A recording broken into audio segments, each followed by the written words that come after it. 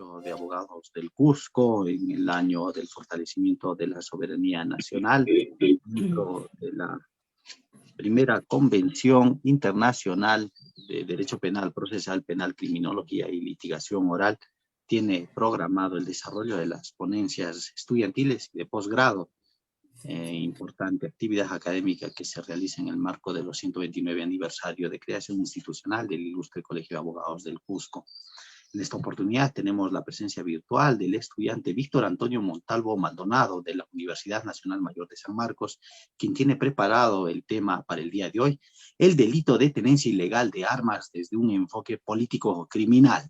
El Ilustre Colegio de Abogados del Cusco le brinda la más cordial de las bienvenidas. Muy buenos días y adelante, estimado estudiante Víctor Montalvo Maldonado. Adelante.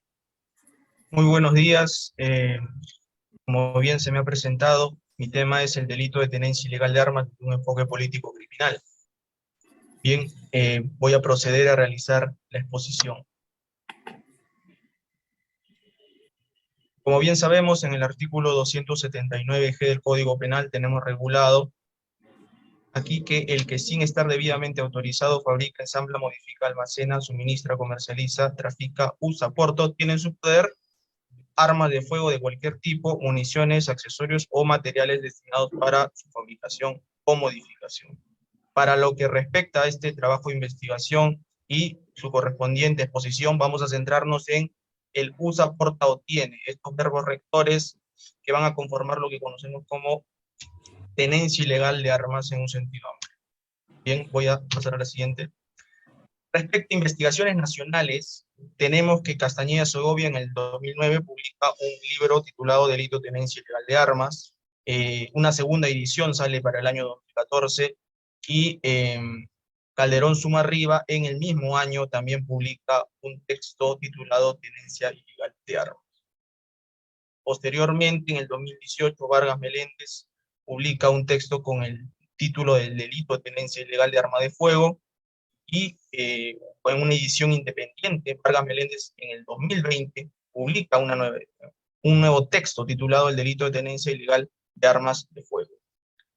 Hay un trabajo último, publicado este año, de Castañeda Segovia, titulado La tenencia ilegal de armas y legítima defensa. Textos muy importantes para el tema que estamos abordando en esta ocasión.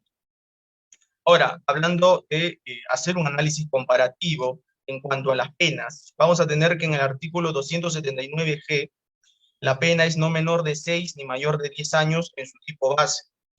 Pero sin embargo, como sabemos, el delito de tenencia ilegal de armas es un delito de peligro abstracto, que no implica una lesión al bien jurídico a una persona identificable, ni tampoco una puesta en peligro concreta respecto de un bien jurídico. Hablamos, pues, como se dijo, de un delito de peligro abstracto. Y pese a eso, la pena es mucho mayor en comparación, por ejemplo, para el delito regulado en el 122 de lesiones leves, que provee una pena de no menor de 2 ni mayor de 5 años. Esta discordancia, esta incongruencia en cuanto a la proporcionalidad de las penas va a llamarnos la atención. Es decir, que se ha establecido una pena mucho mayor para un delito que no implica una lesión efectiva ni tampoco una puesta en peligro concreto. Entonces, pese a este aumento, esta desproporción, nos preguntamos si los resultados en materia de prevención del delito han sido positivos. Ahora, vamos a ver el contexto. En el contexto mundial tenemos de que lo importante y lo resaltante aquí es el 84.6% de armas de fuego son propiedades civiles a nivel mundial. Este porcentaje es mucho mayor en comparación de las que se encuentran, pues, en manos de Fuerzas Armadas o Fuerzas de la Seguridad Pública. También en el contexto continental, en América, tenemos que las armas de fuego estuvieron involucradas en aproximadamente 3/4 de los homicidios. Y a nivel mundial, más de la mitad de los homicidios producidos se producen con armas de fuego, superando, pues, a los homicidios que han sido cometidos con objetos afilados o sustancias tóxicas. A nivel latinoamericano, tenemos que el 86% de las armas de fuego pequeñas y ligeras se encuentran en manos de civiles, superando obviamente a las armas de fuego que se encuentran en manos de las Fuerzas Armadas y de la policía. En el contexto nacional, ya acercándonos pues al problema en sí que nos convoca, tenemos que los homicidios en el Perú desde el 2011 al 2018, pues las armas de fuego están involucradas en más del 50% de casos. Entre subidas y bajadas ligeras, tenemos que el involucramiento de las armas de fuego es un fenómeno, es un factor muy importante. Siempre ha superado más de la mitad.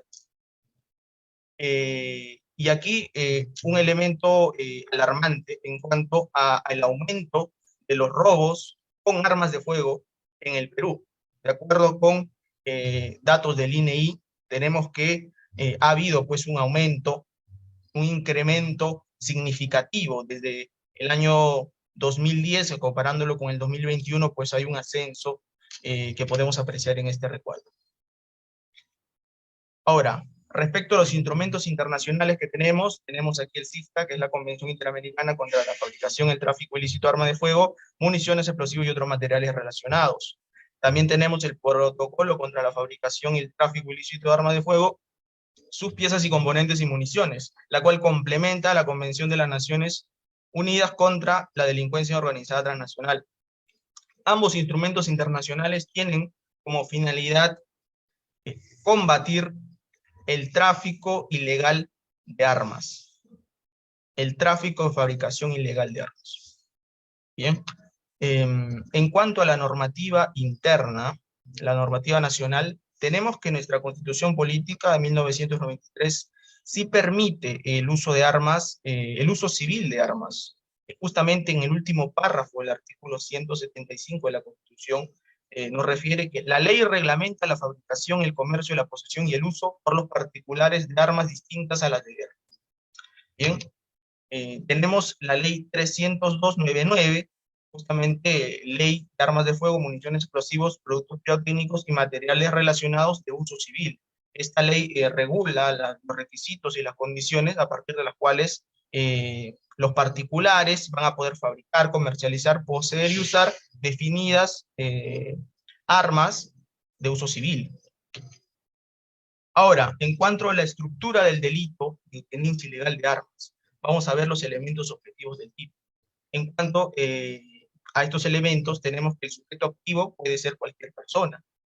El bien jurídico ha sido definido como la seguridad pública. El sujeto pasivo es la sociedad, pero en el marco de un proceso penal, quien representa a la sociedad como parte agraviada va a ser el Estado a través de sus procuradores. ¿Bien? Tenemos el comportamiento típico, y aquí es que sin estar debidamente autorizado, aquí la figura de la autorización debida. Anterior a esto estaba el que legítimamente, en lugar de el que estar sin debidamente autorizado. Esto ha implicado cambios sustanciales, y vamos a verlo posteriormente. Ahora, respecto a los verbos rectores, vamos a centrarnos, como se dijo en principio, usa, porta o tiene su poder. Y respecto al objeto de la acción, tenemos que estos son armas de fuego de cualquier tipo, municiones, accesorios o materiales destinados para su fabricación o modificación. Ahora, respecto al comportamiento típico en cuanto a la autorización debida, como dijimos al inicio, el texto original no era así, sino que decía el que legítimamente. Esto ha traído cambios, porque cuando ahora se estableció el que sin estar autorizado, ¿no? Es decir, la figura de la autorización debida, mediante la casación 712/2016, la libertad, se dijo de que la norma sustantiva penal había ampliado sus márgenes, dado que ahora no solo se protege la seguridad pública del ejercicio ilegítimo de un arma de fuego, sino que también el hecho de portar un arma de fuego con licencia vencida. Esto va, en definitiva, va a ampliar los márgenes de punición. Es decir, que una persona que teniendo licencia, y esta licencia se vence, y aún así, al día siguiente, sigue portando el arma, va a ser pasible de poder ser sancionado por este delito.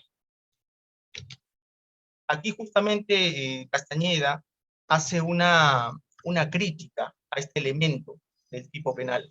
Dice, en estos casos solo se requiere regularizar la situación de licencia y en todo caso aplicar una sanción administrativa, siendo que la actual redacción del tipo penal de tenencia ilegal de armas es errada, dado que, por ejemplo, bajo esta redacción puede darse el caso que un juez imponga una pena de 6 años a quien posee un arma de fuego cuya licencia se venció el día anterior, arguyendo que ya no cuenta con autorización debida.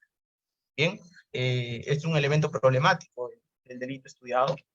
Tenemos además, para diferenciar en qué consiste pues el uso, el porte, o justamente el verbo de que se refiere al tiene en su poder, ¿no? Esta, mediante casación 1522-2017 de la libertad, se ha establecido en qué consiste cada uno de estos verbos rectores. Justamente vamos a tener que el uso es la capacidad o posibilidad de ejecutar o manipular o utilizar el arma, disparando. Por ejemplo, yo tomo el arma que estaba portando para rastrearla a fin de generar temor a una persona, ¿no? El uso. Ahora, el porte es traer el arma encima, así sin más. Por ejemplo, llevo el arma fuera de mi domicilio en el bolsillo de mi casaca. Y la tenencia es solamente tener el arma a disposición. Por ejemplo, tener el arma dentro de un cajón en mi domicilio. La tenencia. Bien, muy importante la figura de la tenencia fugaz, porque justamente la tenencia fugaz no va a ser sancionada. Estos casos de tenencia fugaz pueden ser pues la mera detentación o un examen de reparación del arma o la simple transmisión a terceros, como lo ha señalado la casación 1522-2017 de la libertad. Por ejemplo, alguien le comparte el arma un momento a otra persona para que lo pueda ver un momento y luego otra vez se lo devuelve a unos segundos de revisarla, ¿no? Eso puede ser considerado efectivamente como tenencia fugaz. Tenemos la idoneidad del arma, que justamente, ya que el bien jurídico es la seguridad pública, lo que se requiere pues es que haya un peligro siquiera remoto, que se constituya un peligro abstracto, de que se puede lesionar o se puede poner en peligro al bien, a la vida o a la integridad o a la salud de una persona. Entonces, ¿qué pasa si el arma en realidad no estaba operativa? Es decir, que no estaba en condiciones de funcionar. En realidad, si es así, entonces no se puso en peligro remoto absolutamente nada. En cuanto a los elementos desarrollados respecto a la condición posesoria mínima del objeto, es decir, que no se requiere ser titular, no se requiere ser propietario del arma de fuego, basta con ser un simple detentador del mismo. Tenemos además el elemento del animus possidendi, que implica que el sujeto actúa con el ánimo de tener el arma para sí. Pero esto no es exigible, basta con el animus detinendi, es decir, que el sujeto tenga el ánimo de retener el arma. Por ejemplo, un sujeto puede encontrar un arma en la vía pública y se dispone a tomarla y luego conducirse al mercado negro para poder venderla, ¿no? No tiene el ánimo de tenerla para sí, pero sí tiene el ánimo de retenerla. Cuando, en este caso, debería pues de conducirse a la entidad correspondiente para hacer entrega del arma de fuego, ya que él no tiene licencia para portarla.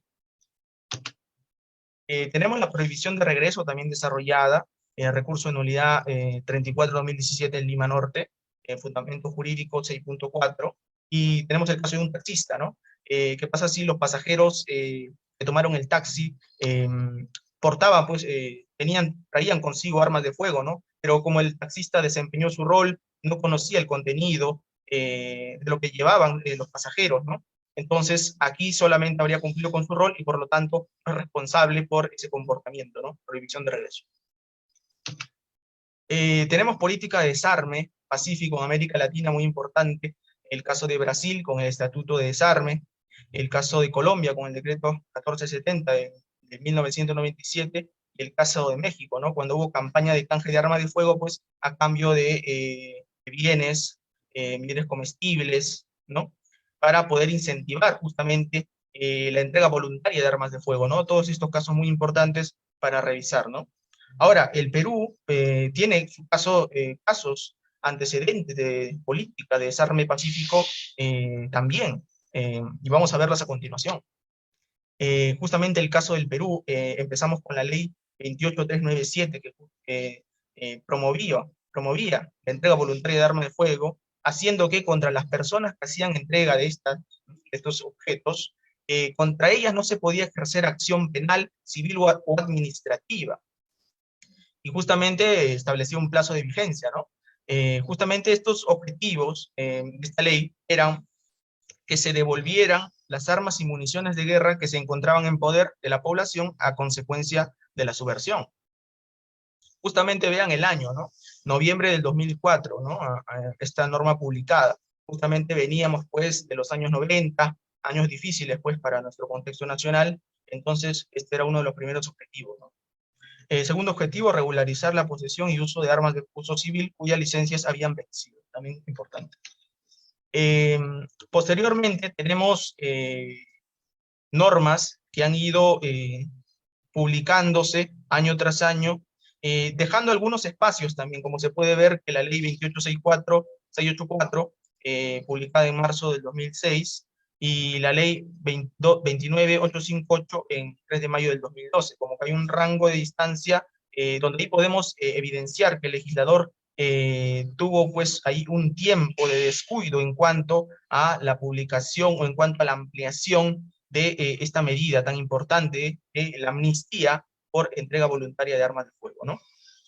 Como última norma, tenemos la ley 31324, publicada el 6 de agosto de 2021, también que establece una amnistía por un periodo de un año. Sin embargo, pues lamentablemente, dicha ley no ha sido reglamentada, no surtiendo efectos.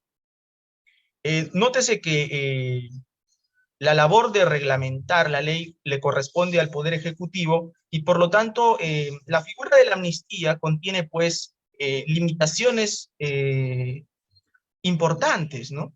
Que nos hacen reflexionar si realmente esta figura de la amnistía es la idónea para poder promover una política de desarme pacífico.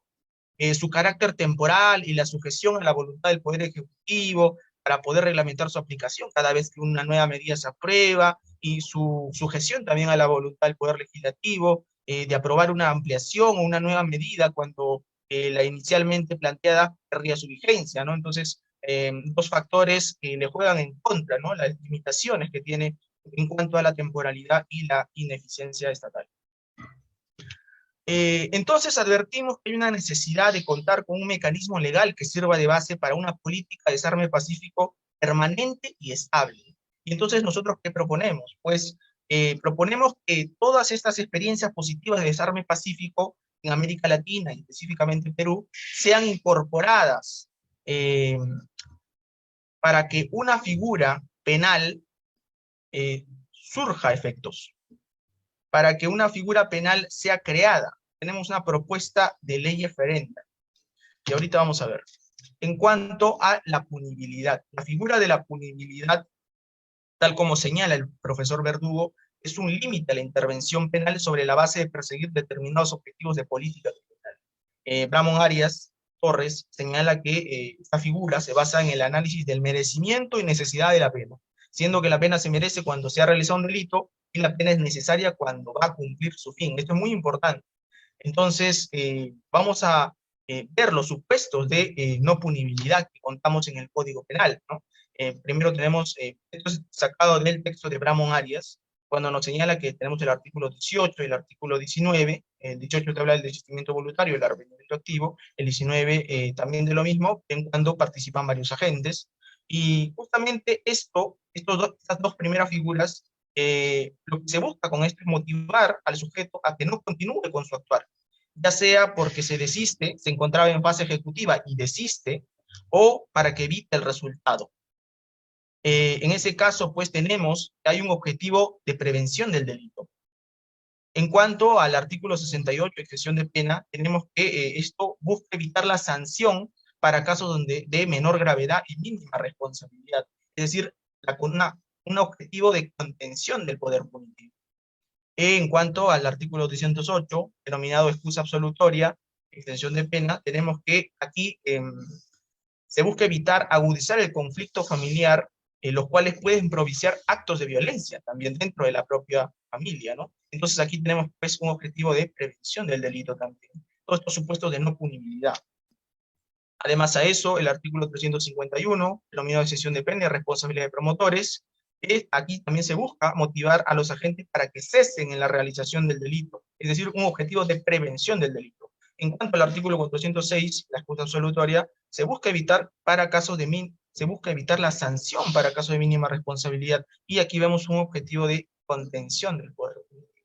Entonces, vemos que en todos estos supuestos hay una vinculación, ya que la contención del poder punitivo en realidad también redunda en la prevención del delito, ya que la imposición de la sanción penal, debido a los efectos estigmatizantes que recaen sobre los abordados por el sistema penal, y justamente la exclusión que genera, deviene incriminógena. Justamente aquí una cita muy importante del profesor Raúl Zaffaroni, cuando dice: a veces cuando escucho que hay que fomentar el acceso a la justicia respecto a la justicia penal, creo que lo que hay que fomentar es el acceso a la salida de la justicia penal. Es decir, establecer, crear salidas, establecer bloques de contención del poder. Bien, y la propuesta justamente viene en que nosotros, la entrega voluntaria de armas de fuego, municiones o accesorios, consideramos que esta figura Dos debe ser minutos. no punible, consideramos que esta figura, al no ser no punible, lo que busca es motivar al sujeto para que cese la consumación del delito, ya que si bien la tenencia ilegal de armas es considerado un delito de mera actividad, también es cierto que en la práctica se puede encontrar en un estado de consumación permanente. Y finalmente, esta es la propuesta: que se establezca, se incorpore un nuevo artículo al Código Penal 279H, que diga que no será punible la posesión ilegal de armas de fuego, municiones o accesorios que hayan sido objeto de entrega voluntaria a la autoridad correspondiente con anterioridad a la denuncia, informe, comunicación, hallazgo o incautación de los mismos. Estos últimos términos, pues, es referido, vinculado a la noticia criminis, ¿no? Justamente para evitar que esta figura sea utilizada malintencionadamente, ¿no? Simplemente que establezca, pues, esta no punibilidad para los casos donde amerite y donde corresponda. Eso es todo. Muchas gracias por su atención.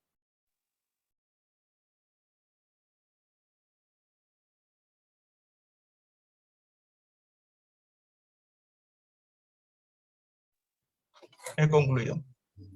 Muy bien, felicitaciones, Víctor.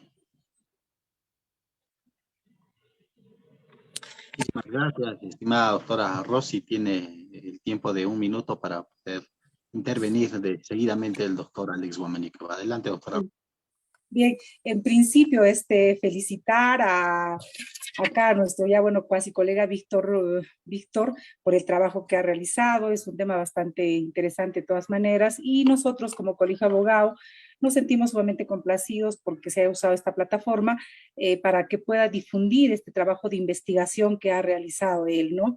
Muy didáctico, sintético, fácil de entenderlo, y me gustaría de repente, por favor, a manera, no sé si de comentario, poder añadir algunas cosas. Preguntarle un poco a Víctor, habló sobre el tema de la renovación de la licencia, ¿no? En algún momento, cuando ya vencía el plazo, se consideraba también que ya tú podías incurrir en el delito de tenencia ilegal.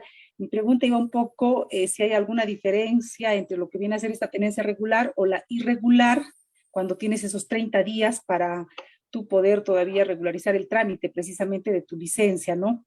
Y quizás un poco también hacer mención a lo que vendría a ser el antecedente histórico de cómo se ha dado esta norma, ¿no? Básicamente eso, y expresarle nuevamente mis felicitaciones a nuestro colega Víctor. Muchísimas gracias, estimada doctora Rosy Gamarra. Seguidamente invitamos a nuestro director de Académico y Promoción Cultural, doctor Alex Guamaní. Adelante, doctor Alex Guamaní. Alex, muchas gracias. Gracias a Víctor Antonio Montalvo Maldonado. Como doctora, ante todo, muy buenos días también a la doctora Rossi. Pues para la comunidad jurídica es importante este tipo de trabajos porque primeramente permite algo que hemos estado distantes, que es la investigación, que es el talón de Aquiles en el tema de la educación, que hemos podido apreciar, ¿no? Primero, y muchos de nuestros colegas a veces ante la infinidad de de obstáculos metodológicos, porque así lo podemos apreciar, ¿no? Inicialmente, pues le tenemos cierta resistencia y tirria a este tema, a esta forma de trabajos, ¿no? Felicitar a Víctor Antonio y también a gran cantidad de nuevos jóvenes que se están, pues, aventurando en este nuevo camino de la investigación que gradualmente, pues, está siendo más transparente para nosotros. Esperemos que eso vaya, porque todavía hay posiciones discordantes en temas de investigación y demás. Y un punto importante también felicitarte, porque el último encuentro de directores académicos de todo el Perú que hemos tenido, hemos encontrado una falencia. Bueno, por el tema técnico, se indicaba que debía abrirse escuelas de informe oral, pero hay una voz de justamente la doctora en este caso del Colegio de Abogados de Lima, que estableció una escuela de redacción. Por ese lado, las felicitaciones, y coincidimos de forma unánime todos los directores en que cada colegio de abogados pues podría implementar, aparte de ser un ente ontológico, el tema académico, pues implementar el tema de la redacción en este caso, proyectos, ¿no? Por una parte, me parece interesante el tema de la investigación que realizó Víctor, se ha ido a México, tenemos también posiciones de Brasil, de Perú. Hubiera sido importante también agregar lo que sucedió hace 10 años, si no me equivoco, con lo que estaba proyectando, si no me equivoco, Francis Allison, incorporarlo también como materia de investigación a este trabajo, por ese lado, básicamente. Futuro colega, Víctor Antonio Montalvo Maldonado, se está haciendo la revisión de este artículo, aparte de haberte escuchado. Reiteramos las felicitaciones a todo el equipo del Colegio de Abogados del Cusco, que este sea un inicio para que gradualmente pues se amplíe y el rigor técnico de igual manera pues en estos temas de investigación. Nada más, estimado Alex, y las felicitaciones para Víctor Antonio Montalvo Maldonado. Muchas gracias, Alex. Muchísimas gracias, estimado doctor Alex Guamaní Cueva, director de la Dirección Académica. Estamos revisando. Del Cusco. Agradecidos con también Víctor Antonio Montalvo, estaremos comunicándole oportunamente